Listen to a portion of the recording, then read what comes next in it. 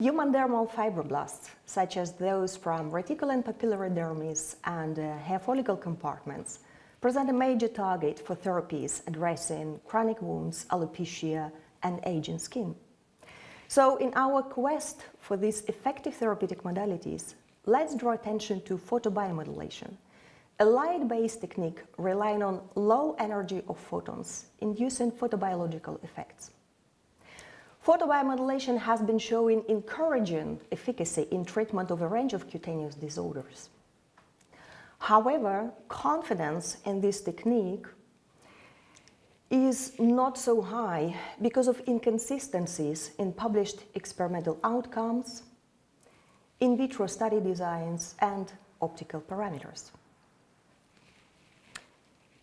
If we look at the literature, at the optical parameters reported in ex vivo studies on wound healing, you can see that they cover 2 orders of magnitude range, both in terms of irradiance and radiant exposure.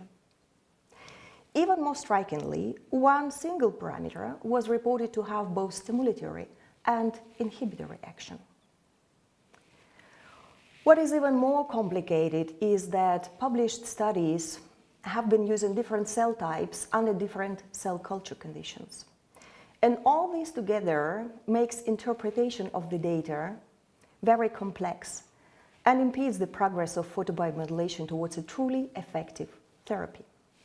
Therefore, the objective of our study was to investigate the dose response of human dermal fibroblasts to visible and infrared light in terms of metabolic activity, changes in transcriptome, ROS production, and collagen synthesis, and to do that under different cell culture conditions.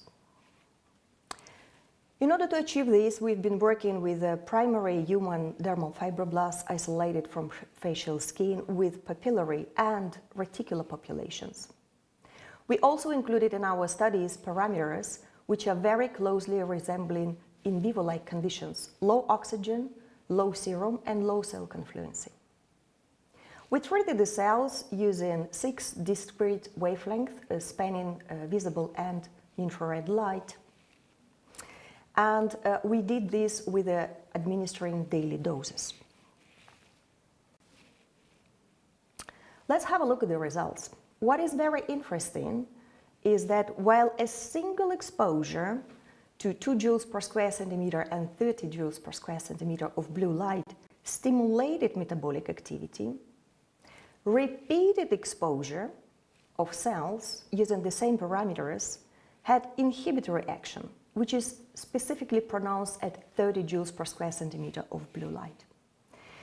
Even more interestingly is that cell culture conditions such as serum, oxygen, confluency had a very significant impact on the outcome of experiment. More specifically, high serum, high oxygen, and high cell confluency all exhibited protective action against the effect of blue light. Now, let's have a look what was happening with the ROS production. What we observed is that changes in metabolic activities induced by blue light were accompanied by release of ROS, which was suppressed by using antioxidant. And when we localized the ROS inside the cells, we observed production of reactive oxygen species in a perinuclear region, very closely colocalized with mitochondria, as has been visualized with a mitotracker and cell ROS. Now, at a cell functional level, what is happening is that repeated exposure of dermal fibroblasts to 2 joules and 30 joules per square centimeter of blue light significantly downregulated expression of collagens. They also downregulated TGF-beta and upregulated MMPs. And this was in line with decreased collagen production both in reticular and papillary fibroblasts under irradiation using blue light.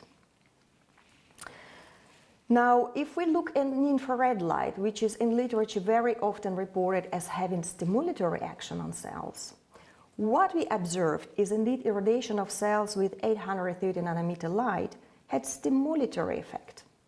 However, this stimulatory effect was only observed under hypoxia conditions and not under standard 20% oxygen level. Now here, again, the takeaway point is that not only optical parameters and treatment regimes, but also cell culture conditions can play a major impact in the results of experimental studies on photobiomodulation. So one needs to carefully select those, especially aiming to translate in vitro data to in vivo data. Now, overall, in terms of impact of light on fibroblast lineages, reticular dermal fibroblasts were much more affected by blue light in compared to papillary pool. In conclusion, visible in infrared light exerts wavelength, dose, but also cell lineage-specific effect on human dermal fibroblasts. We see that 850 in infrared light upregulated metabolic activity of fibroblasts, while repeated exposure to blue light downregulated cell metabolism, proliferation, cell cycle, and also collagen production. We believe that this differential impact of light on human dermal fibroblasts may open up new avenues for treatment of various cutaneous conditions, such as keloids, fibrosis, or offer therapy at distinct stages of wound healing. We believe the future is bright for light-based therapies for cutaneous disorders. Thank you.